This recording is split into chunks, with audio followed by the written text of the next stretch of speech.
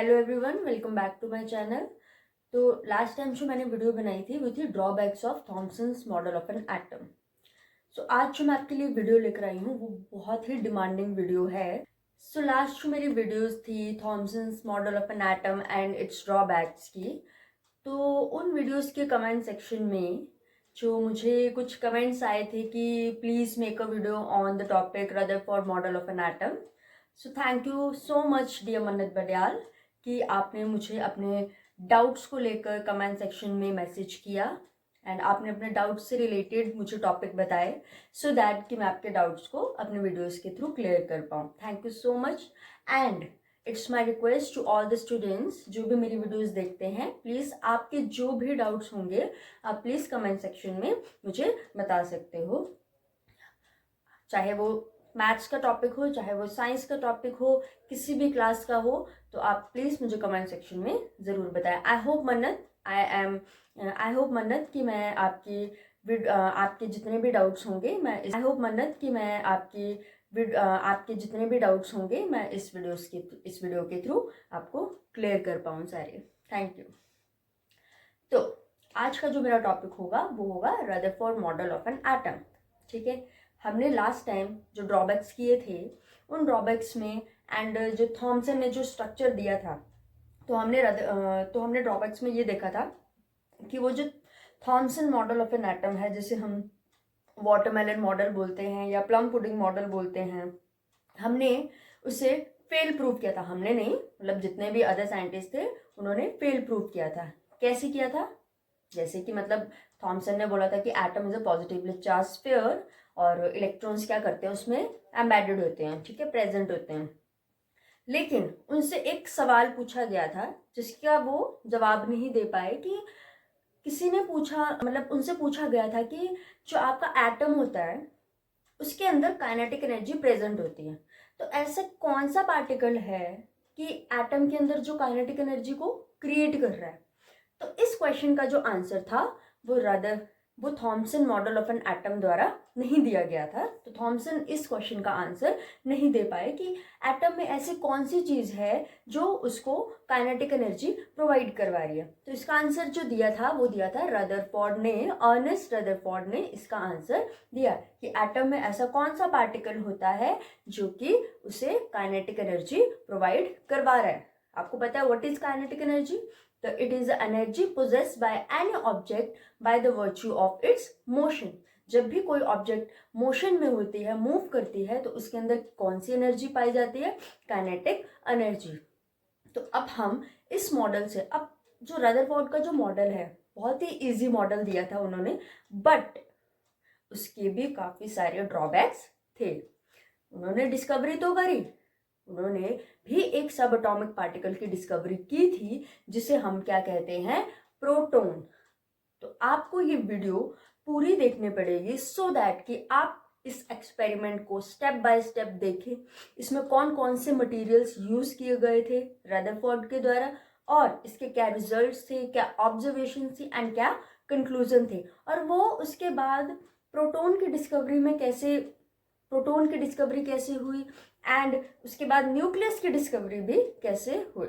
So Rutherford model of an atom को हम alpha scattering experiment भी कहते हैं और गोल्ड फॉइल एक्सपेरिमेंट भी कहते हैं। तो जैसे कि आप देख सकते हैं कि उन्होंने गोल्ड फॉइल नाम दिया या अल्फा स्कैटरिंग नाम दिया। क्यों नाम दिया उन्होंने इस एक्सपेरिमेंट को, Rutherford model of an atom को उन्होंने गोल्ड फॉइल एक्सपेरिमेंट क्यों बोला या फिर उन्होंने उसे अल्फा स्कैटरिंग एक्सपेरिमेंट क्यों बोला होगा? क्या ऐसे रीजंस हैं जिसकी वजह से उन्होंने ये नाम दिया? अब जैसे हमने थॉमसन के केस में पढ़ा था कि उन्होंने वाटरमेलन मॉडल बोला था या प्लम पुडिंग मॉडल बोला था, उसके हमें रीजंस पता है कि क्यों बोला था। ठीक है, चाहे वो मॉडल आपका सही साबित हुआ या गलत साबित हुआ, बट उन्होंने अगर उसको नाम दिया है तो क्यों दिया? तो वैसे ही अल्फा स्कैटरिंग एक्सपेरिमेंट और गोल्ड फॉइल एक्सपेरिमेंट क्यों नाम दिया? वो इसलिए क्योंकि इस एक्सपेरिमेंट में जिन रेडिएशंस का यूज किया गया था वो थे आपके अल्फा पार्टिकल्स। वो जो रेडिएशंस थे वो किसी अल्फा पार्टिकल के सोर्स थे या वो एक अल्फा पार्टिकल से आ रही थी वो radiations. Okay, and gold foil क्यों नाम दिया? उन अल्फा पार्टिकल्स को एक थिन शीट पे स्ट्राइक करवाया गया था वो अल्फा पार्टिकल्स जब किसी थिन शीट पे स्ट्राइक हो रही थी, उस थिन शीट को क्या नाम दिया गया था? वो थिन शीट जो थी वो किससे बनी थी? वो बनी थी गोल्ड फॉइल से।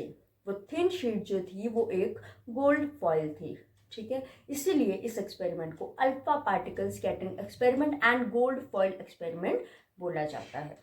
तो अब हम सबसे पहले देखेंगे इसके प्रोसीजर क्या थे। रदरफोर्ड ने क्या किया था? रदरफोर्ड ने एक लेड चैम्बर लिया था। ये है हमारा लेड चैम्बर, मैंने ऊपर लिखा है लेड चैम्बर। ये जो रेड कलर का पार्टिकल आपको दिख रहा है ये होगा एक अल्फा सोर्स। ये एक अल्फा पार्टिकल था। ये एक ऐसा पार्टिकल था जिसके थ्रू आप यहाँ पे क्या भेजेंगे? रेडिएशंस भेजेंगे। ये है हमारी गोल्ड फॉइल। उन्होंने कौन सी फॉइल यूज़ की थी? Gold foil. तो उन्होंने गोल्ड फॉइल का यूज़ किया था और यहाँ पे ये है गोल्ड फॉइल का एक एटम। ये है हमारी zinc sulphide screen, ZNS screen.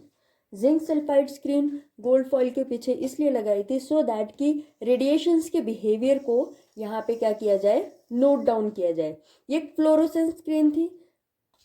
ये एक लाइट स्क्रीन है। जो भी आपकी रेडिएशंस यहाँ से आएंगी वो इस स्क्रीन पे टकराएंगी। यहाँ पे जो आपकी रेडिएशंस गिरेंगी वो उन रेडिएशंस की वजह से आपकी स्क्रीन क्या करेगी? ग्लो करेगी, ठीक है। तो ये था उनका सेटअप है। हमारे जो अल्फा पार्टिकल्स से जब रेडिएशंस निकलती हैं तो उन रेडिएशंस को सिर्फ आगे की डायरेक्शन में, जैसे कि गोल्ड फॉइल के डायरेक्शन में ही पास कराया जाए। लेकिन लेड चैम्बर यहाँ पे यूज किया है। ये क्या करता है? जो अल्फा डायरेक्शन इस ऐसे जा रही है इन डायरेक्शन में, जैसे मान लो यहाँ जाएंगी या यहाँ, क्योंकि इस सोर्स से जो डायरेक्शंस निकलेंगी अल्फा पार्टिकल्स की, जो रेडिएशंस निकलेंगी वो तो सभी डायरेक्शंस में निकलेंगी। लेकिन लेड चैम्बर की वजह से क्या होगा कि इस डायरेक्शन में जितने भी रेडिएशंस अल्फा पार्टिकल्स रिलीज करेगा वो सारी रेडिएशंस को ये क्या कर लेगा? एब्जॉर्ब कर लेगा। और एब्जॉर्ब करने के बाद क्या कर लेगा? इन रेडिएशन को सिर्फ और सिर्फ इसी डायरेक्शन में पास करवाएगा। तो यहाँ तक ये थी हमारी लेड चैम्बर की बात। पॉजिटिव चार्ज इसलिए क्योंकि ये जो अल्फा रेडिएशंस होती हैं ये हमारी पॉजिटिव चार्ज रेडिएशंस होती हैं, ठीक है। नेक्स्ट यहाँ पे आई है गोल्ड फॉइल। अब रदरफोर्ड ने गोल्ड फॉइल का यूज क्यों किया था? क्योंकि जो गोल्ड फॉइल है, गोल्ड जो मेटल है वो सबसे अनरिएक्टिव मेटल है, ठीक है। उस टाइम का सबसे अनरिएक्टिव मेटल हुआ करता था। हाँ, अभी भी अनरिएक्टिव मेटल माना जाता है इसे, ठीक है। ये किसी भी रेडिएशन के साथ रिएक्ट नहीं करता है। अब दूसरा रीजन ये आता है गोल्ड फॉइल का कि बहुत ही मेलेबल मेटल है। मेलेबल मतलब इसको हम जितनी चाहें उतना थिन शीट्स में कन्वर्ट कर सकते हैं। तो गोल्ड फॉइल जो है वो उसको आप जितना थिन बना सकते हो उतनी थिन फॉइल में आप गोल्ड फॉइल को कन्वर्ट कर सकते हो, ठीक है। तो दो रीजन्स आगे कि हमने गोल्ड फॉइल क्यों यूज की थी। पहला ये कि ये एक अनरिएक्टिव मेटल है और दूसरा ये कि ये मोस्ट मेलेबल मेटल माना जाता है। Third one is ZNS screen, zinc sulphide screen का हम यूज करते हैं। ये एक फ्लोरोसेंस स्क्रीन है सो दैट कि जो भी पार्टिकल, जो भी रेडिएशंस यहाँ से क्रॉस करके इस स्क्रीन पे पड़ेंगी तो यहाँ पे क्या होगा? ग्लो करेगी, लाइट आपको दिखाई देगी। एक लाइट सेंसिटिव स्क्रीन होती है जिसपे आपको लाइट की रेडिएशंस ग्लो करती हुई दिखाई देंगी, ठीक है। तो रेडिएशंस का नेचर ऑब्जर्व करने के लिए या बिहेवियर ऑब्जर्व करने के लिए इस स्क्रीन का यूज किया गया था, ठीक है। अब सेटअप तो हमने कर लिया, लेकिन प्रोसेस क्या था? तो होता क्या है कि यहाँ से जितने भी अल्फा पार्टिकल्स आपके आएंगे, इस रेडिएशन से जितने भी अल्फा पार्टिकल्स आ रहे हैं, तो थॉमसन ने कहा था कि जो एटम है वो पॉजिटिवली चार्ज स्फीयर है। लेकिन यहाँ पे जो गोल्ड फॉइल का जो एटम लिया गया है, यहाँ पे हम लिख लेंगे AU एटम, ठीक है। गोल्ड फॉइल का जो एटम लिया गया है, यहाँ से जितनी हमारी, मान लो कि हमारी रेडिएशंस आ रही हैं, ये आई है, तो ये डायरेक्टली क्या कर गई? पास कर गई। हमने देखा कि कुछ रेडिएशंस जो थी वो डायरेक्टली बिना डिफ्लेक्ट हुए ही इस गोल्ड फॉइल से क्या हो गई? पास हो गई, ठीक है। ये जो हमारी अल्फा रेडिएशंस थी इसको हम लिख लेते हैं अल्फा रेडिएशंस। ये जो हमारी अल्फा रेडिएशंस थी ये बिना डिफ्लेक्ट हुए ही पास हो गई गोल्ड फॉइल से, बिना डिफ्लेक्ट हुए। देखो स्ट्रेट लाइन में क्या कर गई? पास कर गई। कुछ रेडिएशंस थी जो इस तरह से आई लेकिन यहां तक आते ही डिफ्लेक्ट हो गई। ये रेडिएशंस यहां से भी आई और यहां से आके भी क्या हो गई? डिफ्लेक्ट हो गई, ठीक है। जितनी भी कुछ रेडिएशंस ऐसी थी जो स्मॉल स्मॉल एंगल से क्या हो गई? डिफ्लेक्ट हो गई। इस तरह से मैं आपको डिफ्लेक्शन दिखा रही हूँ यहाँ पे, ठीक है। तो यहाँ पे हमने देख ली कि कुछ जो आपके अल्फा पार्टिकल्स थे, जो अल्फा रेस थी आपकी क्या होगी, डिफ्लेक्ट होगी, कुछ बिल्कुल स्ट्रेट चली गई थी। दैट मीन्स अब वो स्ट्रेट गई थी, हम उसका रिजल्ट बाद में देखेंगे, सबसे पहले हम डायग्राम को ही समझेंगे कि अल्फा पार्टिकल्स, जो कुछ अल्फा पार्टिकल्स थे वो बिल्कुल स्ट्रेट चले गए और कुछ अल्फा पार्टिकल्स जो थे वो डिफ्लेक्ट हो गए। क्यों हुए वो डिस्कस करेंगे बाद में। लेकिन अब यहां तक तो उनको पता लग गया कि एटम जो है वो एम्प्टी है, यहाँ पे भी पता लग गया कि एटम क्या है, एम्प्टी है। सिर्फ कुछ स्पेस जो था वो एटम में क्या था, एम्प्टी था, मतलब खाली था। कुछ जो पॉजिटिवली चार्ज अल्फा रेडिएशंस थी वो इस तरह से आई, ऐसे आई और ऐसे ही इसी डायरेक्शन में क्या हो गई, बाउंस बैक हो गई, ठीक है। वो यहां से आ रही थी और इसी डायरेक्शन में क्या होगी, बाउंस बैक हो गई। वो क्यों हुई बाउंस बैक, उसके बारे में अभी हम डिस्कस करेंगे, ठीक है। तो पहले डायग्राम में समझेंगे। तो यहाँ तक तो उन्होंने देख लिया कि भाई लाइट सेंसिटिव स्क्रीन जो है वो ग्लो कर रही है, ग्लो करने की वजह से उन्हें पता लगा कि यहाँ पे आपकी जो अल्फा रेडिएशंस है वो स्ट्राइक कर रही हैं, बिल्कुल ही गोल्ड फॉइल से पास हो रही है, यहाँ से भी और यहाँ से भी। कुछ जो थी वो डिफ्लेक्ट हुई, यहाँ से भी डिफ्लेक्ट होगी, लेकिन कुछ अल्फा पार्टिकल्स की जो रेडिएशंस थी वो यहाँ से बिल्कुल ही बाउंस बैक हो गई। अब वो बाउंस बैक क्यों हुई वो अब हम डिस्कस करेंगे अपने रिजल्ट्स में। कि आपको यहाँ तक तो डायग्राम क्लियर हो गया होगा कि रदरफोर्ड ने लेड चैम्बर क्यों यूज किया, अल्फा पार्टिकल्स क्यों यूज किए, गोल्ड फॉइल क्यों यूज किए और ZNS स्क्रीन क्यों यूज की थी, ठीक है।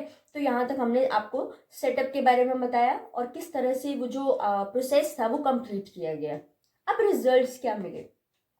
पहला रिजल्ट्स तो ये देखने को मिला कि आपने देखा होगा कि मोस्ट ऑफ द पार्टिकल्स, ठीक है, passes through the gold foil undeflected, बिना डिफ्लेक्ट हुए ही वो गोल्ड फॉइल से सीधी डायरेक्शन में इस तरह से ही पास हो गए।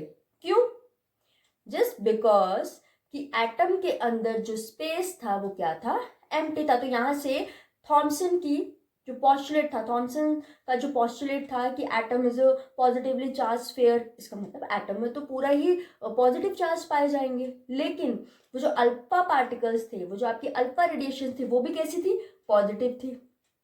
वो पॉजिटिव रेज अगर उस एटम के अंदर अगर वो पॉजिटिव चार्ज पाया जाता तो क्या वो पास होती, क्या वो उसे पास होने देती। पॉजिटिव और पॉजिटिव एक दूसरे को क्या करते हैं, रिपेल करते हैं। लेकिन यहां हमें क्या देखने को मिला कि वो तो बिना किसी डिफ्लेक्शन के, बिना किसी रुकावट के ही डायरेक्ट गोल्ड फॉइल से पास होगी, गोल्ड के एटम से पास होगी। क्यों, क्योंकि एटम के अंदर उस जगह पे जो स्पेस था वो क्या था, खाली था। इस एम्प्टी स्पेस होने की वजह से जो पॉजिटिवली चार्ज अल्फा रेस थी, जो आपकी अल्फा रेडिएशंस थी, वो इजीली क्या हो गई, पास हो गई।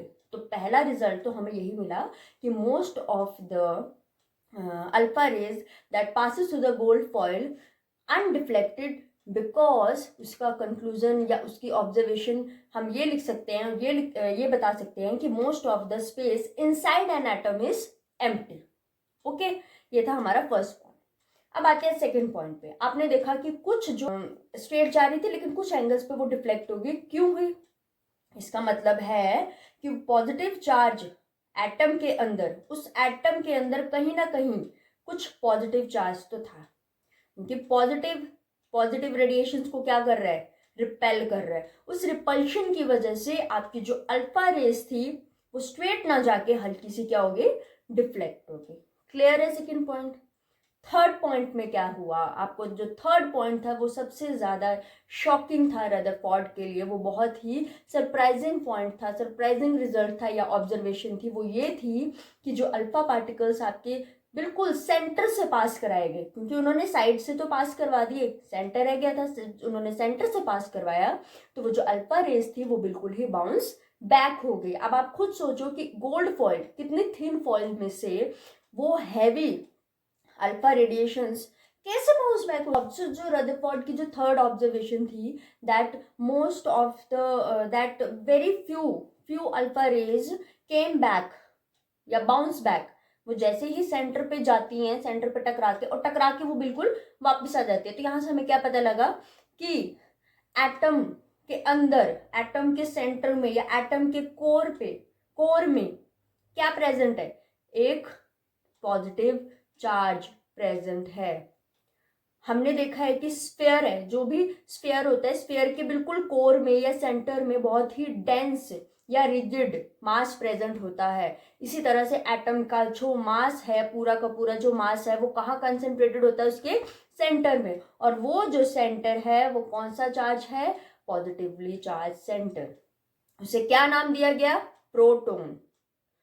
दैट मीन्स वो जो पॉजिटिवली चार्ज जो सेंटर है, ठीक है, जहां पे एटम का मास रिसाइड करता है, जहां से अल्फा रेज जो थी वो बाउंस बैक हो गई। क्यों बाउंस बैक हुई, क्योंकि उस पॉजिटिव ने अल्फा पॉजिटिव रेडिएशंस को हैवीली रिपेल कर दिया। कल उस समय ये पता चला कि एटम के अंदर जो पॉजिटिवली चार्ज रिसाइड करता है, पूरा का पूरा जो मास है एटम का, वो वहां पे कंसंट्रेट करता है। तो यहां से हमें एक बहुत ही इंटरेस्टिंग मॉडल भी मिला। हालांकि रदरफोर्ड ने एटॉमिक स्ट्रक्चर तो इतना, इसके भी ड्रॉबैक्स थे, वो ड्रॉबैक्स हम पढ़ेंगे बाद में। तो सबसे पहले हम ये देख लेते कि इंटरेस्टिंग चीज हमें क्या मिली इससे। उन्होंने प्रोटॉन की डिस्कवरी तो की, लेकिन एक बहुत ही इंटरेस्टिंग चीज वो ये मिली कि उस सेंटर में जो मास प्रेजेंट है, एटम के सेंटर का जो मास प्रेजेंट है, जहां पे पॉजिटिवली चार्ज पार्टिकल प्रेजेंट है, उसको क्या नाम दिया उन्होंने, न्यूक्लियस।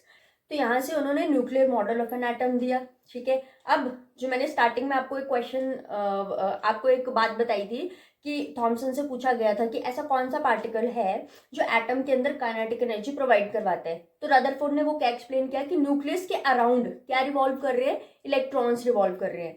तो जब इलेक्ट्रॉन्स आपके मोशन में होंगे न्यूक्लियस के अराउंड, जब इलेक्ट्रॉन्स आपके रिवॉल्व करेंगे, तो वो कौन सी एनर्जी, उनके अंदर कौन सी एनर्जी स्टोर होगी, काइनेटिक एनर्जी। तो एटम को काइनेटिक एनर्जी कौन प्रोवाइड करवा रहा है, इलेक्ट्रॉन्स। एंड थर्ड पॉइंट उन्होंने न्यूक्लियर मॉडल का ये बताया कि जो साइज है न्यूक्लियस का, वो एटम के कंपैरिजन में बहुत ही स्मॉल है। ठीक है, तो यहां से हमने आज क्या पढ़ा, रदरफोर्ड की डायग्राम, उन्होंने क्या, रदरफोर्ड के मॉडल के ऑब्जर्वेशंस, उनकी कंक्लूजन, एंड फाइनली हमने nuclear model of an atom के बारे में पढ़ा। लेकिन इतनी सारी ऑब्जर्वेशंस एंड कंक्लूजन के बाद भी, इतनी मेहनत करने के बाद भी, उनके एटॉमिक मॉडल में भी काफी ड्रॉबैक्स हमें देखने को मिले। ठीक है, तो उन ड्रॉबैक्स के बारे में हम नेक्स्ट वीडियो में पढ़ेंगे। आज तक के लिए इतना। आई होप आज की वीडियो के थ्रू आपको रदरफोर्ड एटॉमिक मॉडल का जो बेसिक कंसेप्ट था वो क्लियर हुआ होगा। क्या उनकी ऑब्जर्वेशन थे, क्या क्या उन्होंने मटेरियल यूज किए, क्या उनके रिजल्ट थे, क्या कंक्लूजन थे, सब कुछ आपको क्लियर हुआ होगा। तो अगर आपको और कुछ भी डाउट होगा तो प्लीज मुझे कमेंट सेक्शन में जरूर बताएं। ठीक है, नेक्स्ट वीडियो में हम रदरफोर्ड मॉडल के ड्रॉबैक्स देखेंगे कि क्या उनके मॉडल के ड्रॉबैक्स थे जिसकी वजह से उनका मॉडल भी फेल हो गया। ठीक है, so thank you so much for today. Keep sharing my videos and subscribe to my channel. Thank you.